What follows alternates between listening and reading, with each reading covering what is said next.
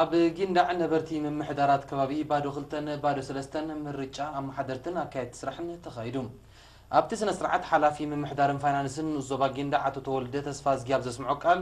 ኣብቲ ምምሕዳራት ከባቢ ንኣስታት 3 ዓመታት ብትግሃት ከገልግሉ ንዝጸንሑ ኣመሓደርቲ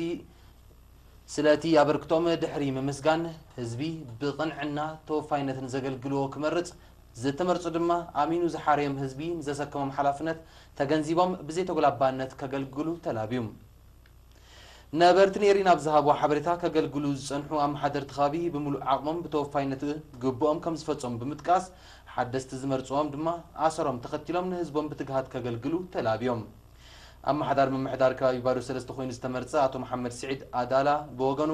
ኣመሓደርቲ ከባቢ ብዘይደገፍ ህዝቢ ክሰርሑ ስለዘይክእሉ ከምቲ ህዝቢ ኣሚኑ ዝመረጾም ንሳቶምን ንህዝቦም ብተወፋይነት ብምሉእ ዓቕሞም ምእንቲ ከገልግሉ ምትሕብባርን ደገፍን ህዝቢ ከይፍለዮም ኣዘኻኺሩ